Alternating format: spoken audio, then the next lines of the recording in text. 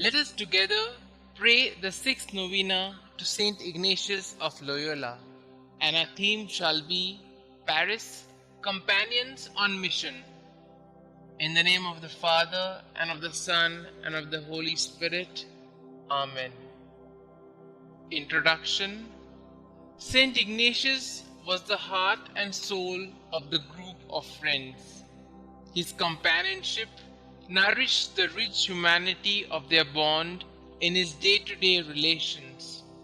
He could most certainly speak about "my friends in the Lord," since the friendships born in Paris had true Ignatian paternity. All his friends felt sad when Ignatius had to leave them in an effort to recover his health in Spain, and they experienced joy when they met up with him again in Venice more than a year later. When Polanco spoke of a first birth, referring to Ignatius' experience with his first group of friends, he was clearly indicating the important role Ignatius played in forming the later group. These companions, trained in the school of Ignatian friendship, kept growing in their profoundly human relationships, even after they dispersed in 1540 in response to the call for apostolic service.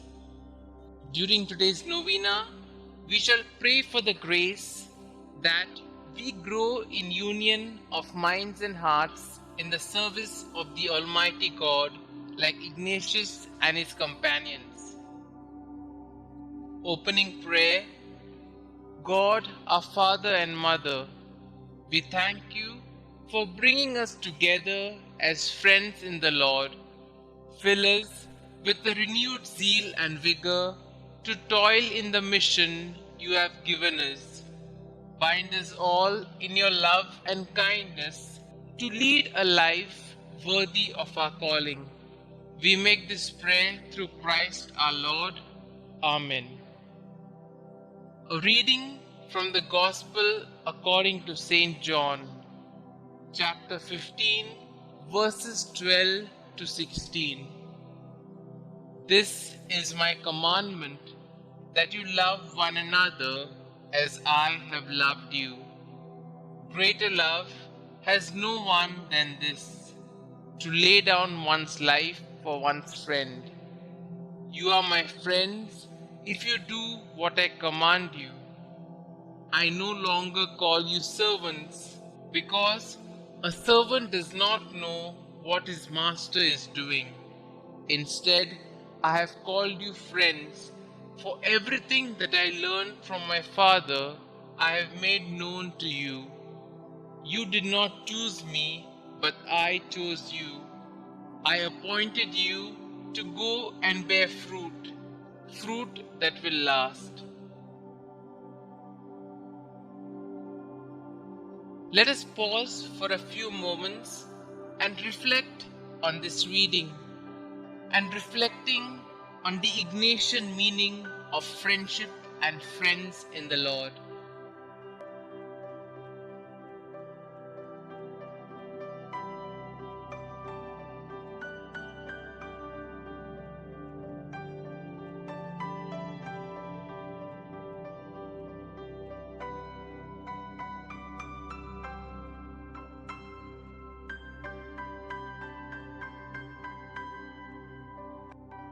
We Jesuits identify ourselves as friends in the Lord. It is not merely natural friendship born of emotional compatibility. Rather, it is a friendship with reference to Christ. It means you, I, and Christ. There is always a third person in this relationship between two Jesuits, the Lord. It is He whom we desire to follow personally and with others. It is He who unites us as His friends. We are first the companions of Jesus, then friends in the Lord. It is our companionship of Christ that binds us together in this friendship. This can be clearly seen in Ignatius's letters, where he manifests his profound understanding of companionship. St. Francis Xavier recalls with tears how touched he was by his friend's words. Among many other holy words of consolation in your letter, I was moved by your closing words, wholly yours, without ever being able to forget you, Ignatius. I read those words with tears, just as I write these with tears, remembering the times past and the great love you always had for me and still have. Friendship between companions, as between Ignatius and Francis Xavier, is made with the full commitment of two personalities in their common pursuit to serve the Lord better and help souls, and thus, in a radical way, to order their friendship for the mission. Because of the call received, the shared life, the discerned mission, the task borne, we are responsible one for another. We shall now pause for a few moments and put forth our petitions before the Lord.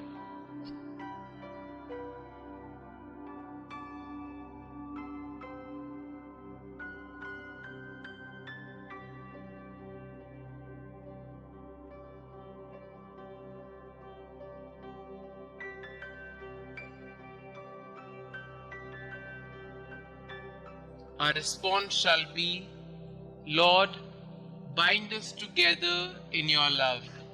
Lord our God, we are incredibly in need of your power and strength. As we are in the service of the Church, we ask you to help us in building oneness among the faithful so that they grow in love and share this love with others. For this we pray, Lord, bind us together in your love. We pray that our community be modeled after you, the triune God. Bless us, Lord, with the heart of love and care. Instill in us a mind like yours to understand one another. For this we pray, Lord, bind us together in your love. Loving Lord, as you have called us to be your companions in carrying the cross, we humbly implore you for the grace of love, union, and unwavering faith in you. When we face trials and hardships, particularly in our life as a community, for this we pray, Lord, bind us together in your love. Lord, as friends in the Lord, help us to develop a deeper bond with you so that we may love you more intensely and follow you more closely, and thus our friendship with one another may truly flow from our friendship with you. For this we pray, Lord, bind us together in your love. We bring the Society of Jesus in a humble supplication that we be open, generous, united, and zealous to cater to the needs of the people as our first fathers did. For this we pray, Lord, bind us together in your love. Our Father who art in heaven, hallowed be thy name. Thy kingdom come, thy will be done, on earth as it is in heaven. Give us this day our daily bread, and forgive us our trespasses, as we forgive those who trespass against us. And lead us not into temptation, but deliver us from all evil. Hail Mary, full of grace, the Lord is with you. Blessed are you amongst women, and blessed is the fruit of thy womb, Jesus. Holy Mary, Mother of God, pray for us sinners, now and at the hour of our death. Amen. Concluding prayer. Dear Lord, we know we are sinners and unworthy, yet you've called us to be your friends and companions. We thank and praise you for our vocation.